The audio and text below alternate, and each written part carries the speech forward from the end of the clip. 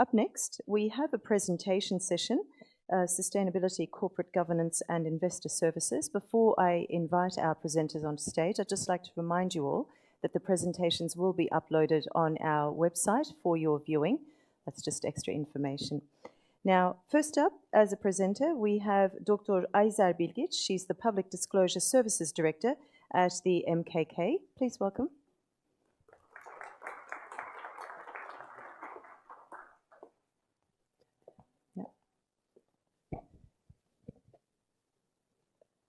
I'll invite all our presenters first, and then, because we have spots allocated for you, and then each presenter can come and deliver it. That's okay. Up next, here we had Mr. Stuart Turner, founder and chairman, Avenir Technology Limited, but unfortunately he's ill, so I'd like to extend our get well wishes to Mr. Stuart Turner. Our next presenter is Mustafa Keskintürk, Director of Portfolio Management, Pardus Portfolio Management Co. from Turkey.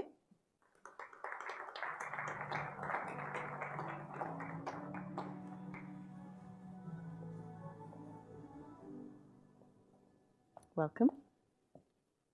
Our next presenter is Mr. Saner Gençolu, Senior Vice President Risk Management, QNB Finance Invest from Turkey.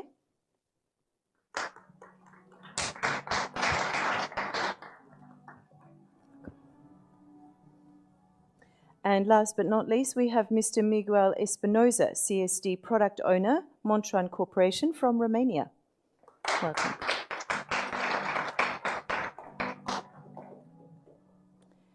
So please welcome now for the first presentation, Dr. Ayzer Bilgiç.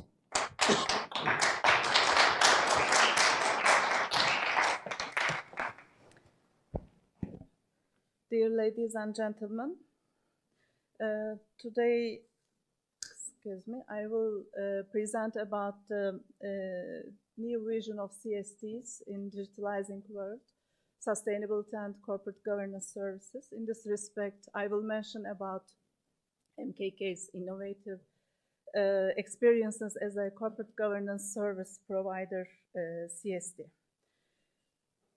Sustainability in capital markets requires a long-term and macro perspective.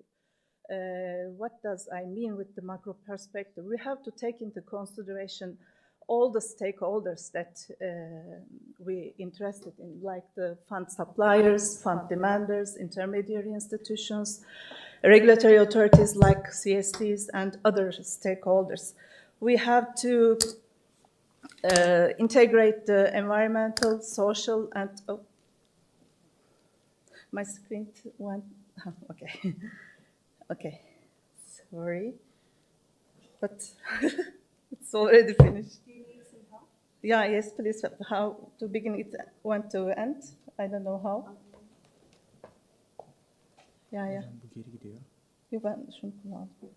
Tamam bu geri gidiyor hocam. Tamam ileri aynısı. Bu da hazır hocam. İleri aynı. Bu ileri.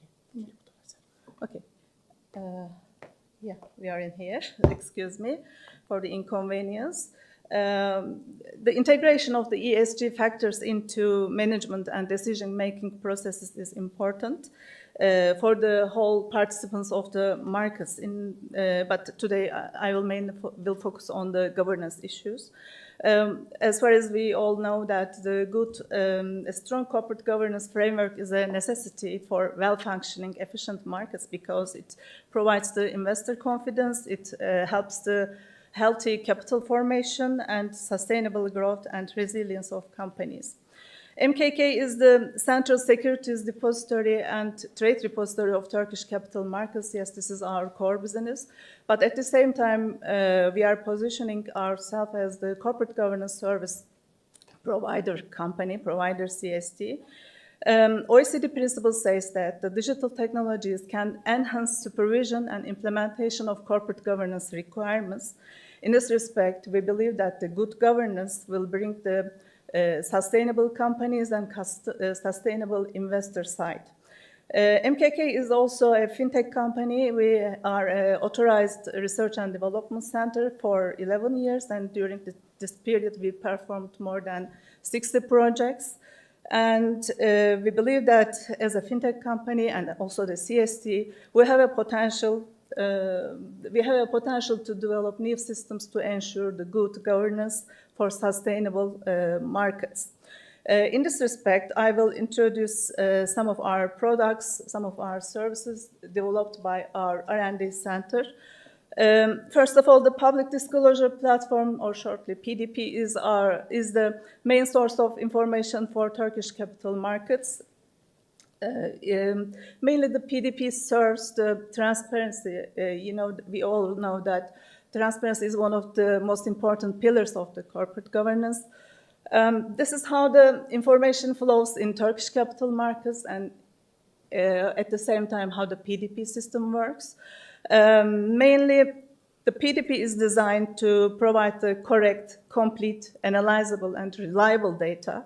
And of course, we disseminate the data on time and as widely as possible, and we try to provide the simultaneous access by all participants and at low cost. On the left-hand side, we see the parties that have to use the PDP system for their mandatory disclosure obligations, mainly the listed companies, intermediary institutions, even the audit companies, portfolio management companies, and all types of funds. We have approximately 4,000 companies and funds reporting. On an annual basis, 150,000 notifications published on PDP website, and our website gets 50,000 visits per day. And also we have a mobile application. The PDP system is an XBRL-based system, and the analyzability of data is provided by this XBRL database. In the bottom side of the picture, you see the PDP's integrations. In fact, in Turkish disclosure system, we have a straight-through processing. What does I mean with this STP? Mainly, we integrated PDP with our other systems that we are operating, like the central dematerialized system, electronic general meeting system, GEFAS, etc. What does this mean? Once a company sends a notification about the corporate actions like the capital increase, dividend payment, or general meetings, the notification is electronically transmitted. The notification is published on our website, and at the same time, simultaneously, it is transferred to our central dematerialized system and initiates the depository system's procedures. The company doesn't have to do anything else. And the same is valid for the integration between the PDP and EGEM system. They work in an integrated way. And also, it is integrated in terms of the data dissemination with the Borsa Istanbul's trading platform and Takas Bank's funds and mutual funds trading platform. We are feeding their systems also in terms of the disclosures. And also, another integration is the data vendors. Simultaneously, 40 data vendors disseminating PDP data throughout the world. And XBRL database of PDP system provides us to give some value-added data services. We have another website named as Data Analysis Platform, and we are publishing some statistics, some indices on this platform by using the PDP data, like the Corporate Governance Maturity Index. We are calculating this index on a methodology developed by our CEO, Mr. Arikans, on their PhD thesis. And also we are calculating the periodic financial ratios, revenue and profit indices, and some board statistics. And this is also, we may say that this is the social side of our services, because the data analysis platform serves to financial literacy, improvement of financial literacy. In this respect, investors and also academicians, university students benefit from these information services. Another service that I would like to mention about is the electronic general meeting system, the EGEM system. It is an online and secure platform for general meetings. Of course, in Turkey, all the listed companies have to perform their general meetings electronically. In fact, we have a hybrid system in Turkey. The companies have to perform simultaneously both the electronic and physical attendance, general meetings. The critical thing is the EGEM system removes the distance barriers to voting and gives chance to shareholders to use their strong voting right. In the below graph, you could see the numbers of the electronic and physical participations. The gray ones, the higher ones, are the electronic participations. The important thing is this, in fact. The system encourages the individual shareholders to join the meetings. In this year, investors from 34 different cities and 39 from different countries joined EGEM meetings. And also another important issue that we brought with the EGEM is our technological collaboration with Indonesian CSD. A customized version of EGEM also serves at Indonesian capital markets, and AECSD performs more meetings than our systems since there are more listed companies. And electronic board of directors system is a electronic system designed for the electronic board meetings, and actively we have 200 companies using it. It shouldn't be taught as the Zoom meeting because, in our country, both for the general meetings and board meetings, there are legal form requirements. To have a valid board decision, you should meet these requirements. At the end of this digital board meeting, we have a legally valid board decision. The company doesn't have to do anything else. The critical thing is this. The system is also used for the committee meetings, not only board meetings. And a final service I would like to mention about the investor information service system, e-investor system, which is designed for the investors to follow up their portfolios at different intermediary institutions from a single point. Again, we have a mobile application. And this slide just summarizes how our systems products match with OECD principles. Of course, this is not the whole picture. The whole picture is more complicated because I put only the products that I mentioned. But by the way, as the CSDs, we have a so critical role in leading our stakeholders, in improving our stakeholders' corporate governance structures in this digitalizing world. We have a great potential as the CSDs, in addition to our core businesses, of course. And also, as the MKK, we give a specific importance to international cooperations and collaborations because the relations with the micro levels will bring the success at macro levels. These integrations, the exchange of information together with different countries, will bring regional success, regional strength of the capital markets. And this slide brings me to the end of my presentation. It was a great pleasure to be and honor to be in here, but there are more valued speakers, and I would like to give floor to them. Thank you very much.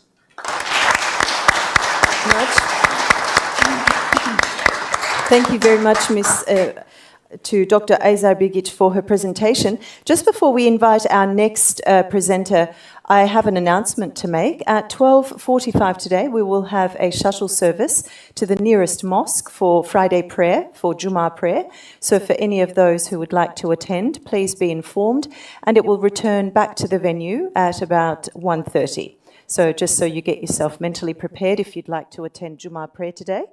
Now we can invite Mr. Mustafa Keskintürk, the Director of Portfolio Management, Pardus Portfolio Management Co., for his discussion, for his presentation.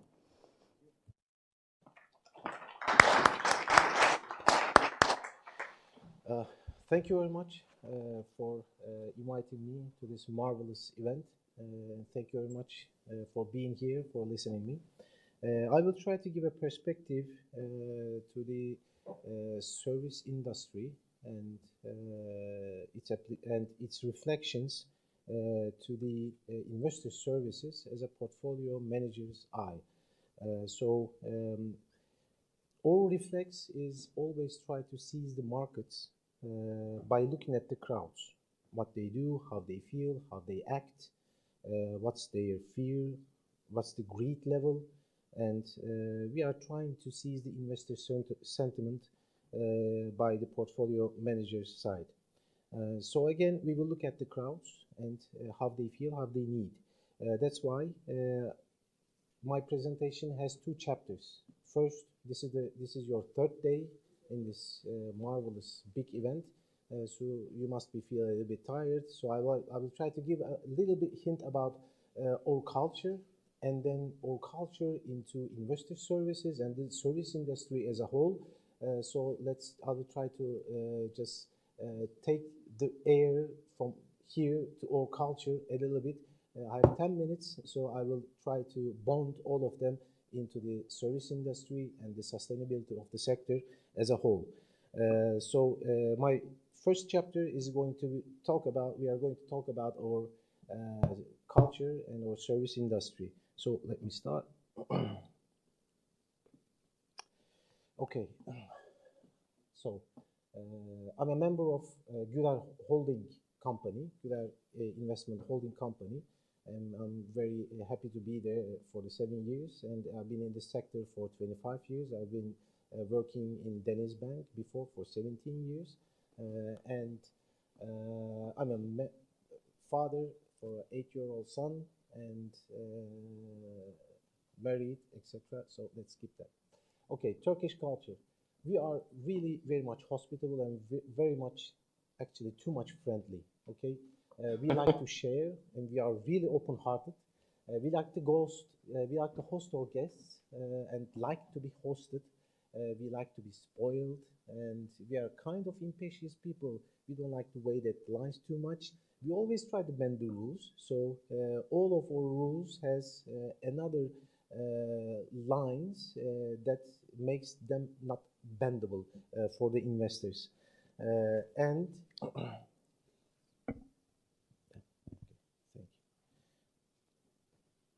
And we like to be served, and we like to serve a lot.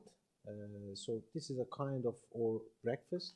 And if you travel a lot, you can see people just put food into your mouth, not like into a romantic way, but just taste it, okay? So we are open-hearted, and we read less. This is a very important topic. Mouth-to-mouth information is more reliable. I mean, we don't go to a doctor, okay? We just go to a friend, tell about our illness. Oh, I use this one, please use it. No, use it, it's going to be okay.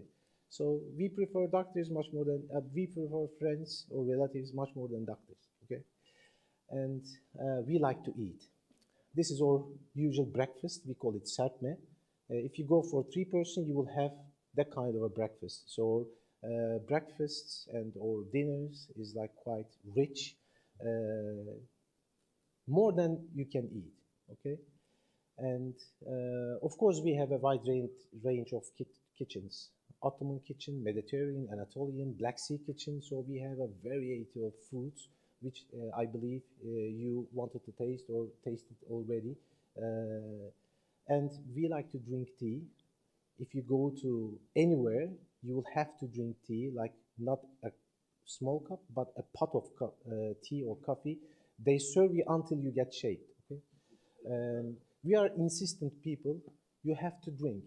I mean, like this one, if you don't drink, we force you to eat or drink it, okay? So the reflection to the service industry and our culture. I remember we call the small market, or bakkal what we call, or we have a doorman. They bring food, fresh bread, milk every morning for like more than 30 years. So it's in our culture. And electrician, pumpers, infrastructure, painting your walls, you don't have to wait more than a week. You just call, it's just being served to your home.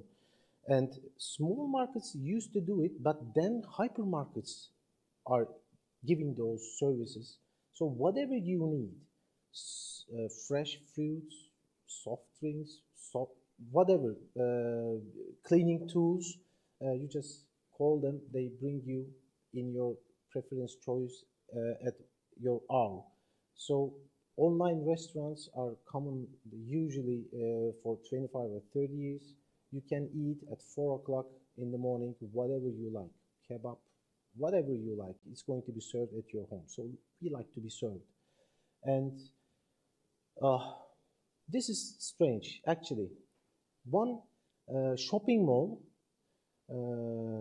just started to make a service. They tried it. I don't know if it's still available. But on the shopping mall, in every store you go, you just create a basket and you put medium size, large size, shoes, medium, large, different colors. When they call them, they just bring them into your home in 1 hour. So at your home comfort, you try, okay, that fits, okay, I don't like this, and you give them back.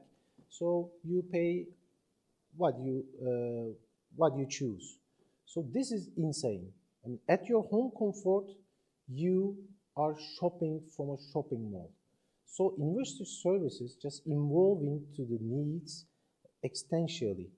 And health and fitness, I mean, my mother-in-law just have their injections, have her injections at home, whatever we call them, doctors, medical troops, just came to your home and whatever you need. So let's talk about, I mean, we take it a little bit further, okay? Just want to give 1 minute to this presentation. So there's Göcek. It's in south coast of Fethiye, a small village. Its population is like less than 5,000 in 2022. So it's really, there's not much hotels other than the village. So there are lots of bays, 20 major bays, hundreds of small bays, and it's quite far away, like 30 to 45 minutes by boat to the base, okay? So what do you need at a bay? Okay, you need fresh milk, fresh bread every morning. Okay, they serve it. Okay, villages seize the market and try to compensate it with their efforts. So in any electrical or mechanical service is going to be served at your boat. Okay, that's understandable. If you don't move mechanically, they will come here. Okay, that's understandable. So there are markets. If you need any other supplies, and they call, they are going to bring them to your bay. And there is disposal water sponsored by Tüpraş.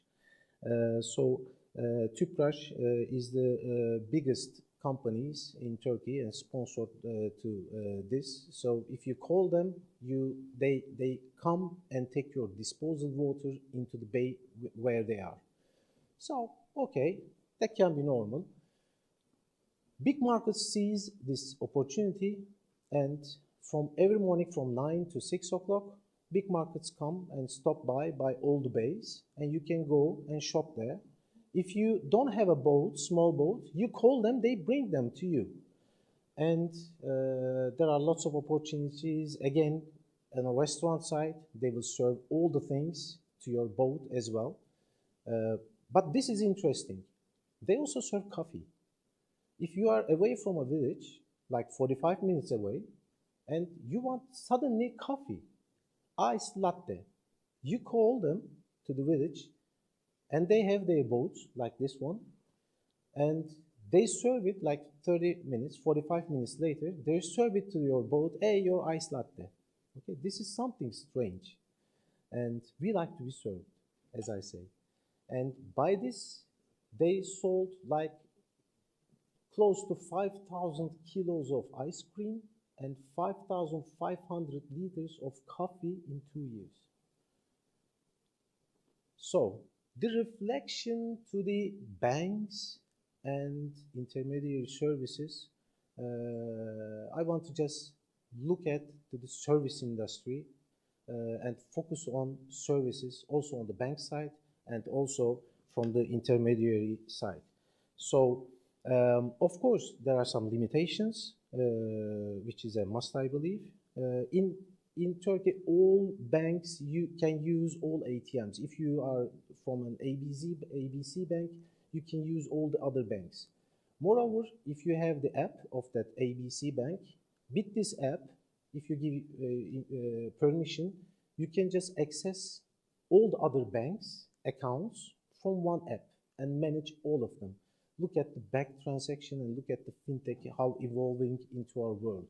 Look at how the banks and intermediary institutions are talking with each other. On the intermediary institution side, I mean, for like 10 years ago, like 3 or 4 years ago, you have to go to an intermediary institution to open an account and sign hundreds of pages with 150 signatures. You have to sign the papers and you have to go to physically there. So we just solved it, and we have motor couriers like 3 or 4 years ago. They bring all the documents to the clients, they will sign at home comfort and bring them back to us. But now, with the help of course, our Central Security Depository Agency, MKK, and Capital Market Board, we open accounts at our home comfort without signing any documents. If you want to trade and don't have an account, you just call the intermediary institution from FaceTime, and you have your ID, you put your ID back to your phone, all of your ID information goes to the intermediary institution, and MKK gives an account number in 1 day, and you sign all the documents online and start trading in 2 days. Fintech and intermediary institution services are evolving very fast to our daily comfort. So does the back office needs, so does the settlement needs. So it's evolving. So portfolio management industry will continue to grow in Turkey because from mouth-to-mouth information, we are evolving. The need for professional assistance is growing rapidly. This is our stock exchange free float MCAP. I choose free flow MCAP, but on the right side, you can see the index MCAP just increased 15 times from 2013. So the MCAP is really evolving, really developing. And the asset management companies, asset under management increased from 30 to 160 billion Turkish dollars. But the number of investors with those developments increased 8 times, 7 times in 10 years' time. But it's still less than 10% of the total population. So we have a huge way to go. And to sustainability of the industry as an intermediary institution and representatives, we have a big responsibility to make investors use professional help. So that's our main concern, and that's our main work. We have to move on. And of course, as Mr. Jim told, this is a very, very important topic, cybersecurity in the upcoming future. With the help of AI, they can copy your voice, they can copy your face, make them talk, and the developments on the cybersecurity side will be a huge topic in the upcoming future, I believe. So I think I've passed my time. Thank you very much for listening.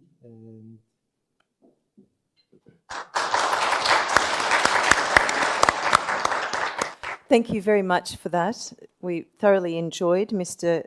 Mustafa Keskintürk's presentation. And up next is our next presenter, Gençolu.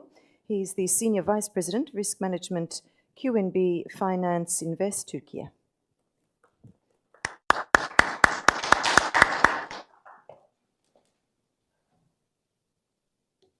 Good afternoon, everyone. Thank you for being here. And also thanks to MKK and the two other organizations for making this event happen. The financial landscape is constantly evolving, presenting both challenges and opportunities. And this presentation will be covered mainly in two parts. First being sustainability of investors, and the second being sustainability of stakeholders in the industry.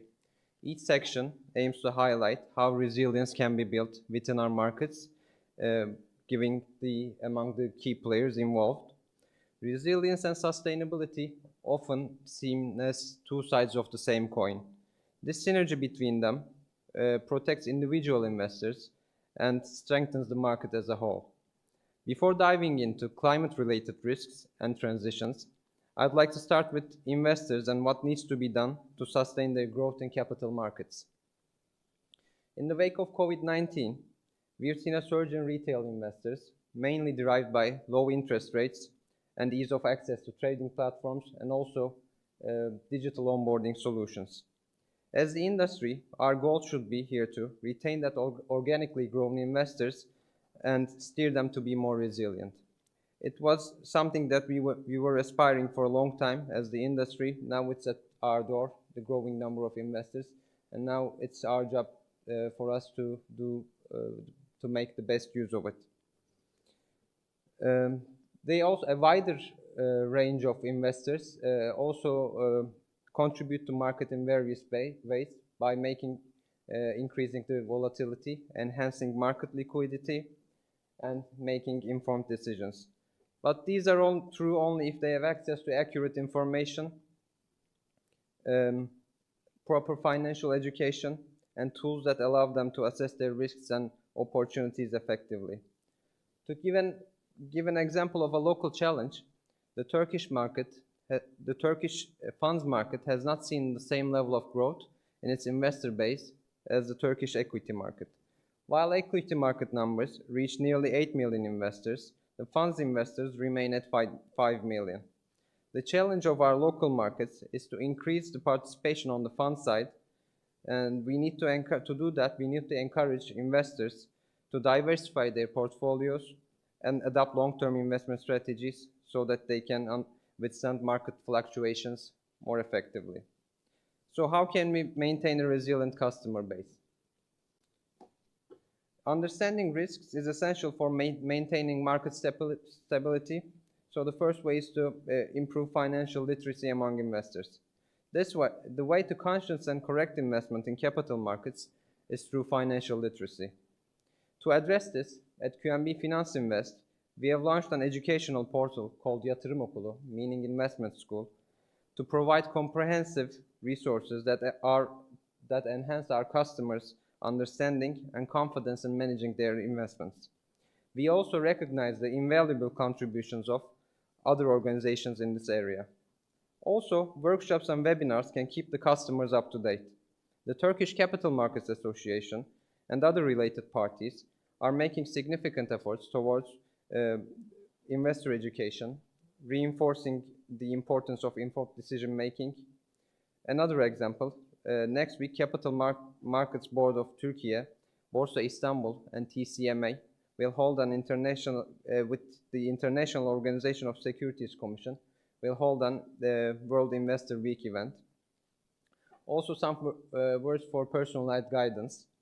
Tailored advice based on individual financial preferences helps customers understand their risk profiles and manage their risks effectively.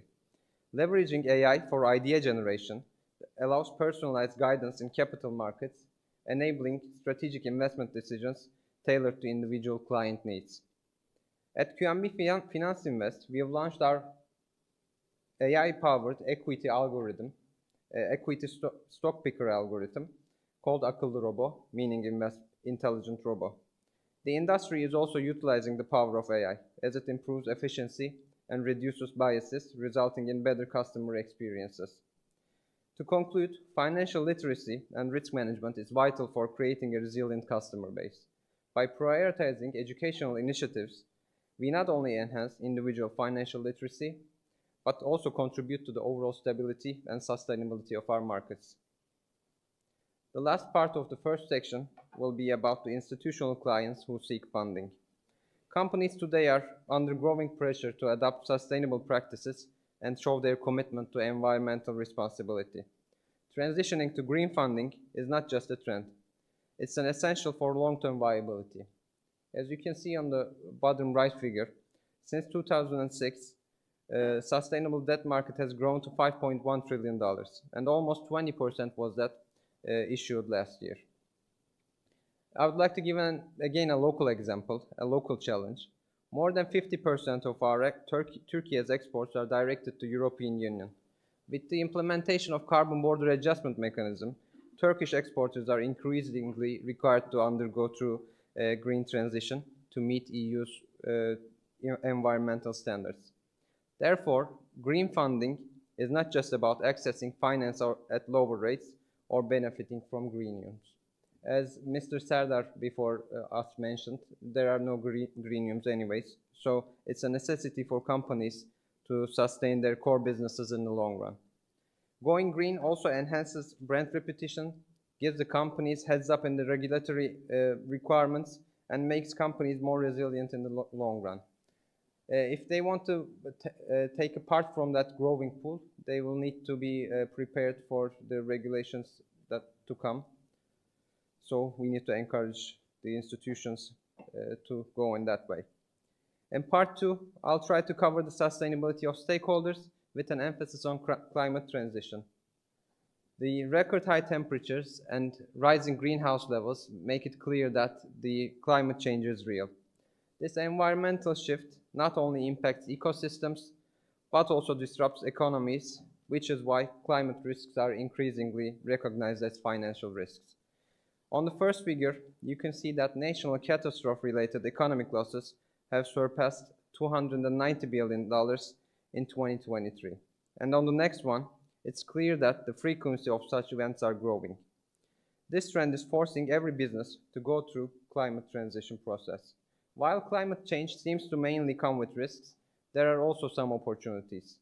The assessment of risks and opportunities during climate transition is going to be a process that every organization must go through.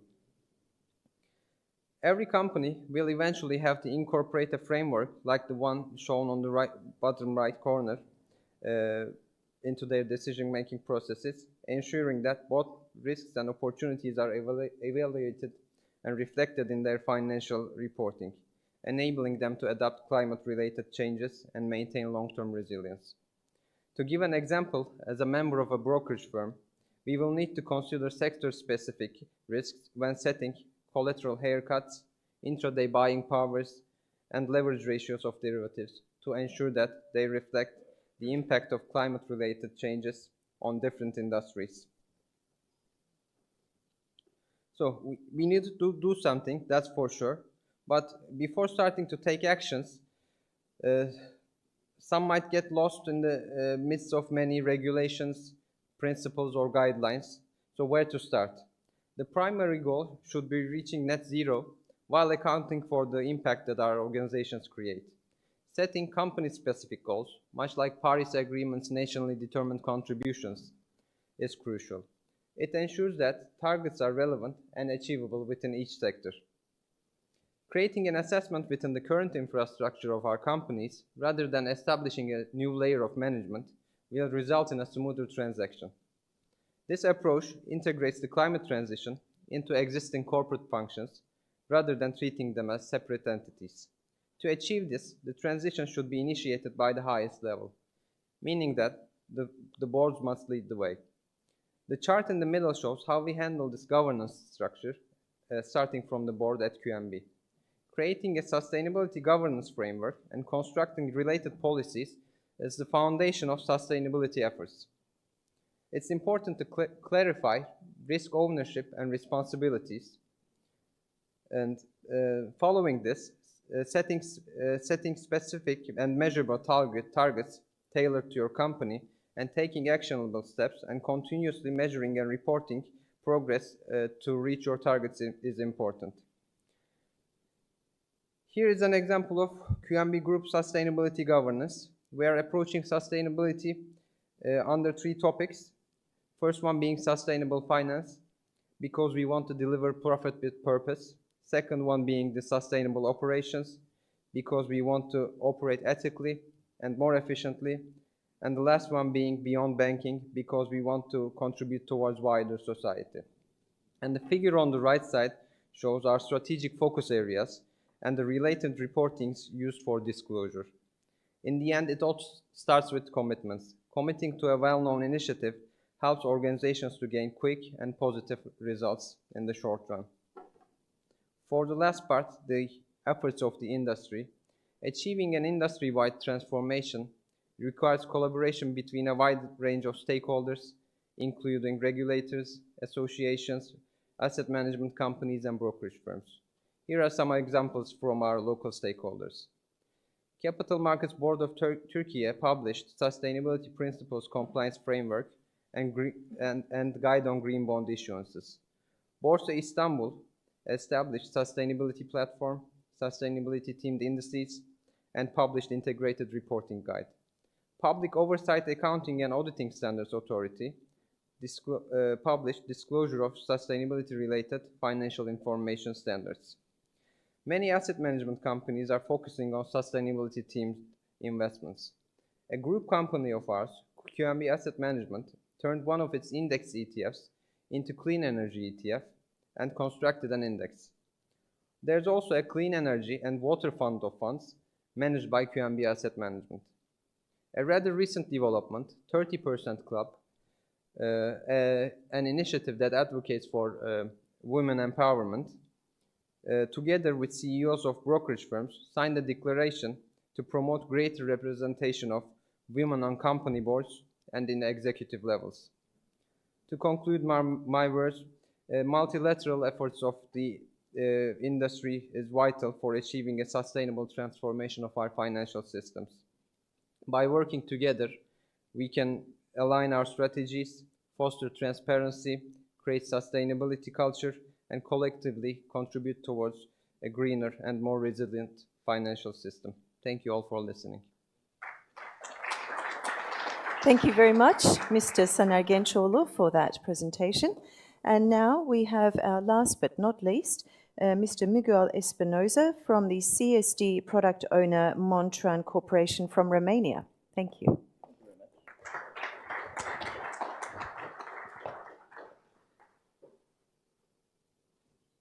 Thank you very much. Good afternoon, I guess, everyone. Once again, thanks to MKK. It's been a pleasure being here. And it was very interesting to see the hospitality culture of Turkish people, and I'm really glad that we managed also to experience that. Of course, I haven't been fed yet on the mouth, but maybe looking forward to it. Okay, so today we've been covering corporate and also sustainability and also investor services as part of these presentation sessions. And I think it's important to realize that we also have that component of actually who are we trying to serve with all of this. We are talking about the actual investors. So today we'll be looking a bit about how we can empower those investors. Actually, as part of the OECD, we can see a lot of principles, and in those principles we can see how it's trying to protect investors and their rights. So it's an important role that all the FMIs are actually doing in this concept. Now, I guess it's this one. Once again, my name is Miguel. We'll be covering this topic, talking a bit about the trust. Actually, there have been several discussions on trust during these days. We'll talk about democratization and also those rights. When we're talking about trust, actually yesterday, Jesse from the Kenyan CSD was mentioning that as CSD entities, we are selling trust and confidentiality, and which it's quite relevant. I totally agree with that, because in the end, we need to make sure that if we want to bring more investors, and we also want to make sure that they build all those, and we try to build bridges. Even the conference on its own is about building bridges, connecting, but in the end, it's because we want to have investors there. So as part of the CSD entity, it's important to always be able to build that trust, okay? So talking about the trust, that's why it's important for CSD institutions to provide transparency, to provide advice, financial education, and technology. Without going too much into the details, because I know that I'm the last presentation and everyone is expecting to go and enjoy those Turkish cuisine and the lunch that is waiting for us. I think it's important in the end to realize that basically when we are talking about transparency, for instance, we've been looking at different platforms. For instance, I think MKK actually has been done an amazing job for many years, because I'm pretty sure that many CSDs have been looking, and I'm not talking only about on this region, but I would say in the world, at all the different platforms that they have been building. So it's quite impressive, all the different functionalities that they have and how they have basically been giving the investors that possibility to access not only general meetings, but also when it comes, for instance, for portfolio management, investor, and stuff like that. We're talking about advice and financial education. We were just looking a few minutes ago, for instance, one of the platforms that was provided by QNB, how they can actually build a platform for those investors and they can see information there, how to interact with the market. However, we always need to be looking into what are the investors that we are trying to cover. I don't know if maybe it's just me, but when I'm going, for instance, into Instagram nowadays, it's usually going to those, I don't know if it's shorts or what's the name, but basically you just start scrolling, you keep scrolling. So at this point, it's pretty clear that we need to make sure that we are able to provide that information in very, very concise and precise details that not only me, but my son later on will be able actually to go and oh wait, I can look at this into 20 seconds and I can understand, okay, what is the capital markets? Because I think it was critical what even from Indonesia yesterday, we were looking at the way that they managed to grow, and when they were doing the analysis of that growth, it was coming from those newer generations, Gen Z, millennials, and so on. Well, I don't know all the generation names, but the idea is that basically there's a lot of growth coming from that population. And the way that we can attract them is, of course, they need to actually be involved into that. And that also leads us to the last step, when it's about technology. Actually, CSDs are not necessarily, or I mean, we have CSDs for 30, 40 years, so it's not something that we depend on a specific technology to build that trust.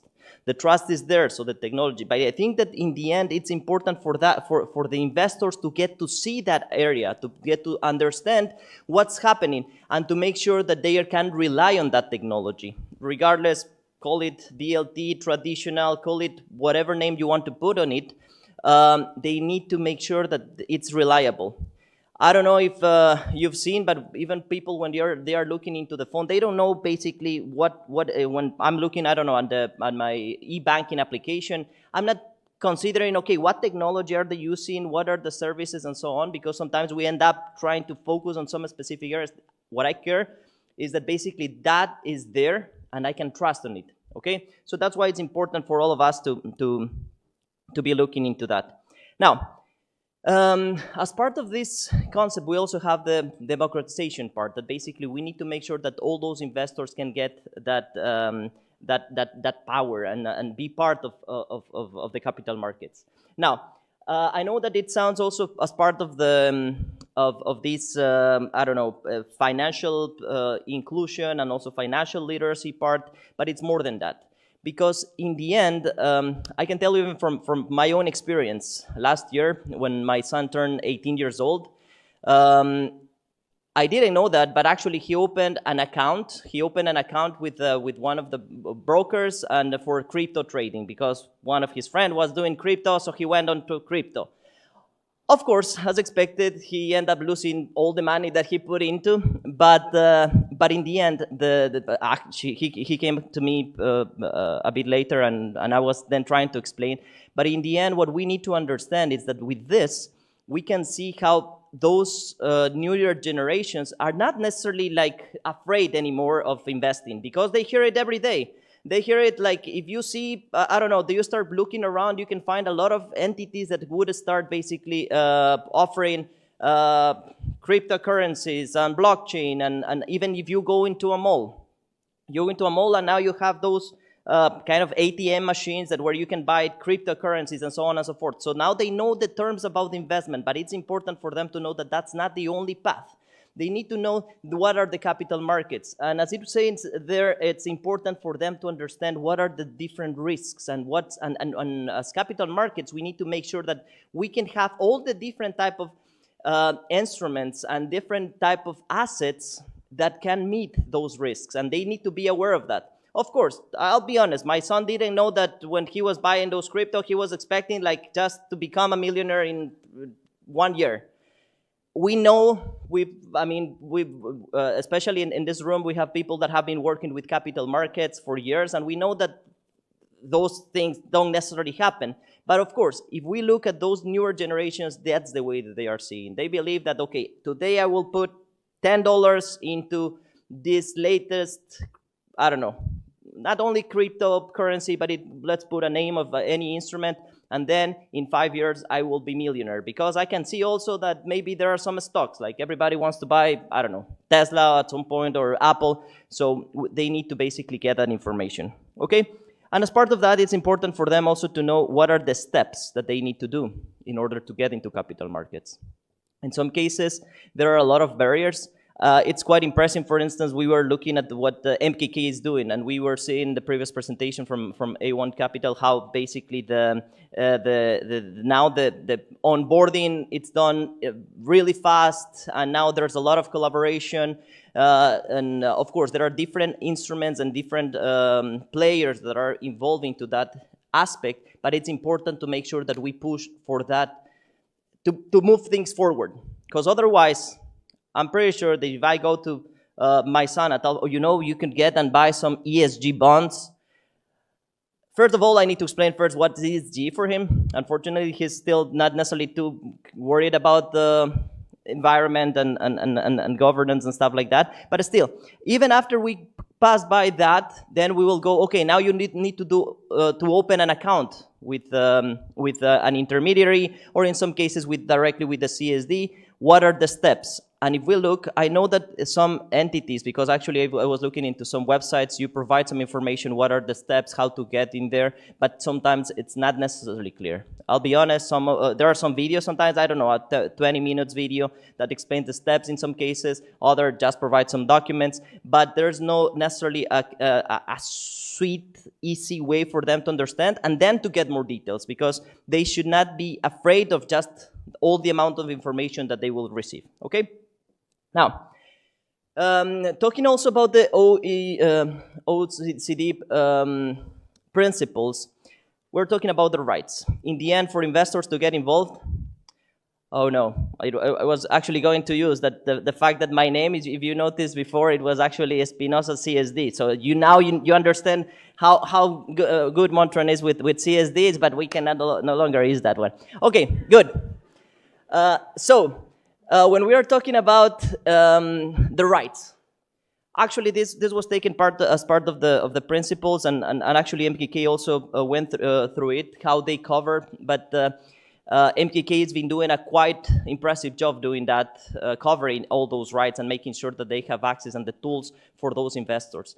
But now the question should be, am I doing it as a CSD?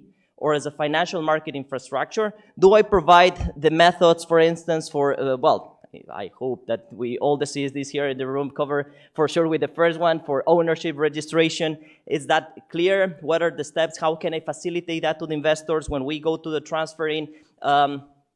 Is it clear? How can they see? Because if you go and look into, I don't know, regular platforms that nowadays people use, they expect to see things almost immediately. So if you go and tell them, okay, there is, I don't know, T+3 process, then it may take too much time for them.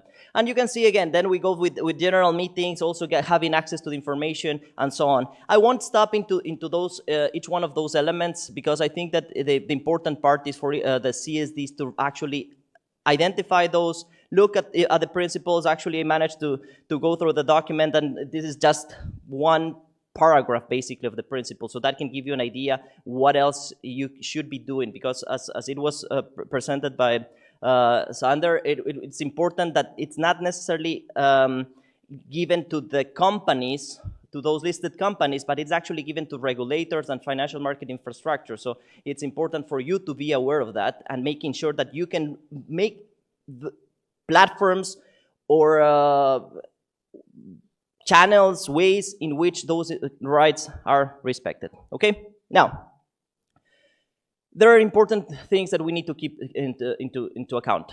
When we are talking about markets, we've looked at MKK throughout these days, and also in the past we've heard a lot about it, but each market has its own needs. I think how it's clear also how the service culture that is part of Turkey now, it's embedded also in MKK, and they were forced to basically build all these platforms. Now I understand that the different markets work differently, and that's why it's important that each one of you should understand what is needed in your market. Okay, so we were looking before, for instance, and even yesterday there was a discussion that it was chicken and egg. Should we build the path first, or should we actually wait for the need to come? And maybe if we build the path, then the need will come. So it's important to do that analysis, and that analysis should not be done alone. You need to involve participants, issuers.